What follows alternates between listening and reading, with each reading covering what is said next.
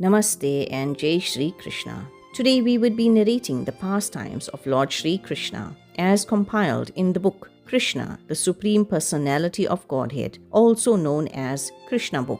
Please hit the like button and subscribe to my channel to encourage more videos like this. Chapter 2, Prayers by the Devas for Lord Krishna in the womb. King Kans not only occupied the kingdoms of the Yadu, Bhoj and Andak dynasties and the kingdom of Shurasen, but he also made alliances with all the other demoniac kings until he was the strongest. Then he began to behave most inimically toward the Yadu dynasty, into which Krishna was to take his birth. Being harassed by Kans, the kings of the Yadu, Bhoj and Andak dynasties took shelter in different states. When Kans was killing the 6 babies of Devaki and Vasudev, one after another, many friends and relatives of Kans approached him and requested him to discontinue these heinous activities, but all of them became worshippers of Kans. When Devaki became pregnant for the 7th time, a plenary expansion of Krishna, known as Anant,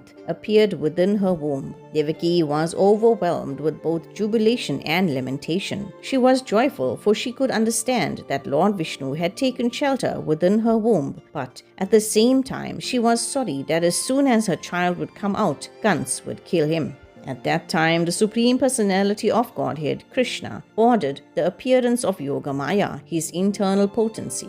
Yogamaya is the principal potency of the personality of Godhead. All the different potencies are acting externally and internally, and Yogamaya is the chief of all potencies. In Vrindavan, Rohini, one of the wives of Vasudeva, was residing at the house of King Nanda and Queen Yashoda due to the fear of the atrocities of Kans.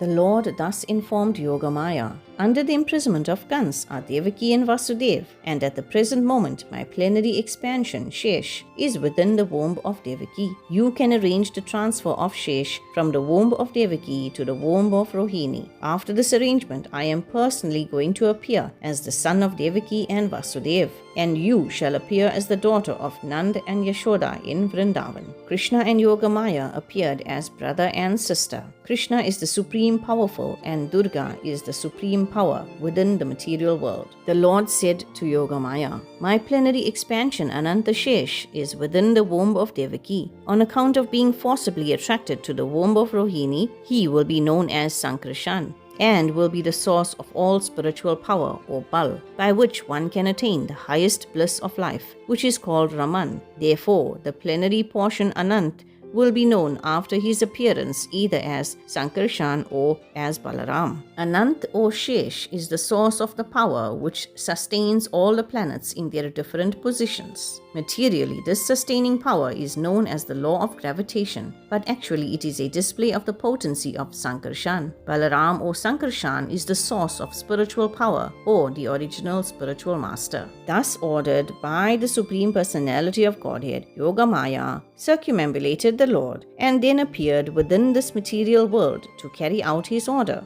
When Yogamaya transferred Lord Shesh from the womb of Devaki to the womb of Rohini, both Devaki and Rohini were under Yogamaya's spell. When this was done, people thought that Devaki's 7th pregnancy had been a miscarriage. Thus, although Balaram appeared as the son of Devaki, he was transferred to the womb of Rohini to appear as her son.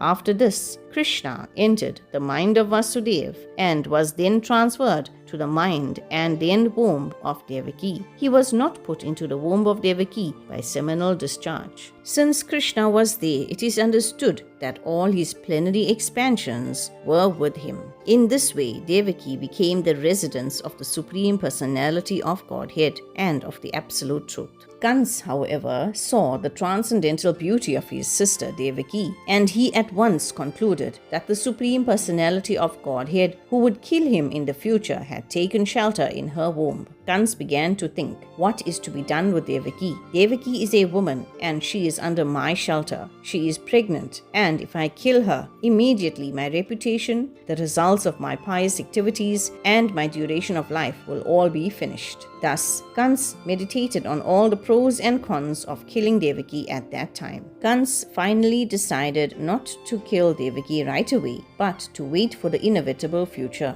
But his mind became became absorbed in animosity against the personality of Godhead. He patiently waited for the delivery of the child, expecting to kill him, as he had done previously with the other babies of Devaki. Thus, he began to think of Krishna or Vishnu 24/7, that he could only see Krishna or Vishnu around him. At this time, Lord Brahma, Lord Shiva, Narad, and many other Devas invisibly appeared in the house of Kans. They began to pray to the Supreme Personality of Godhead.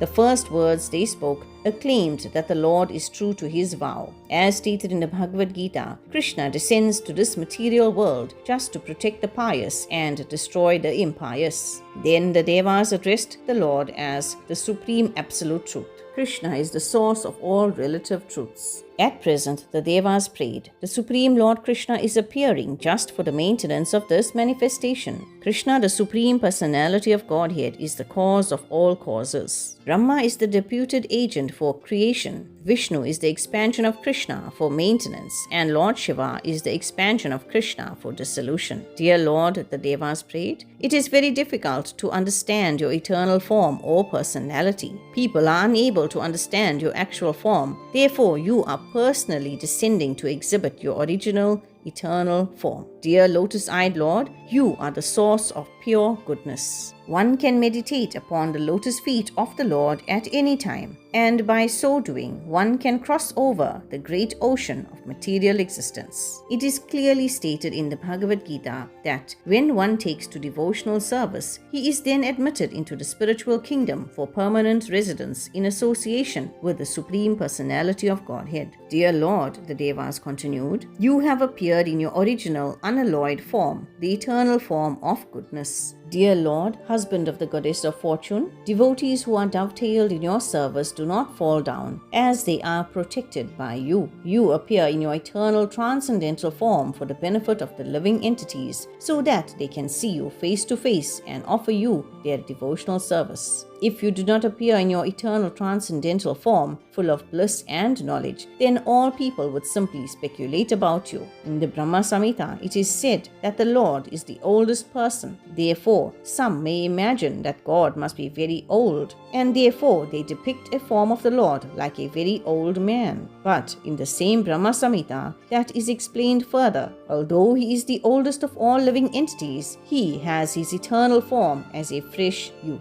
Krishna's form, flute, color, everything is reality. Dear Lord, when you appear in your different incarnations, you take different names and forms according to different situations. Lord Krishna is your name because you are all attractive. Dear Lord, one must engage himself in devotional service. Then one can understand your absolute nature and your transcendental form, name, and qualities. Some cannot understand that your name is identical with your form.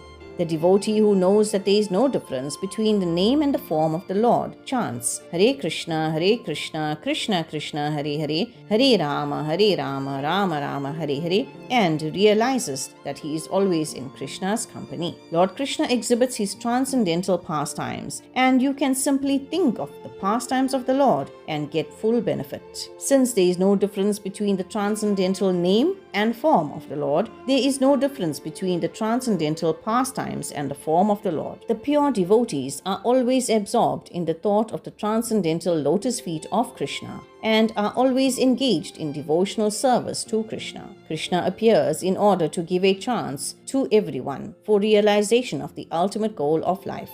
Dear Lord, O Supreme Controller, when you appear on earth, all the demons like Kans and Jarasandh will be vanquished, and all good fortune will be ushered into the world. When you walk on the globe, your lotus feet will impress on the ground the marks of your souls, such as the flag, trident, and thunderbolt. Dear Lord, the Devas continued, you are unborn, therefore we do not find any reason for your appearance other than for your pleasurable pastimes. The actions and reactions of material nature, creation, maintenance, and annihilation are being carried out automatically. But simply by taking shelter of your holy name, the devotees are fully protected, because your holy name and your personality are non-different. Dear Lord, you are appearing as the best of the Yadu dynasty, and we are offering our respectful, humble obeisances unto your lotus feet. You appeared previously just to protect the devotees, and we request you, in your present appearance as the Supreme Personality of Godhead Himself, to give us similar protection all over the three worlds and remove all obstacles. Dear Mother Devaki, within your womb is the Supreme Personality of Godhead, appearing along with all His plenary extensions. He is the original Personality of Godhead, appearing for our welfare. Therefore, you should not be afraid of your brother Kans. Your son Lord Krishna, who is the original Personality of Godhead, will appear for the protection of the pious Yadu dynasty. The Lord is appearing not alone, but accompanied by His immediate plenary portion, Baldev.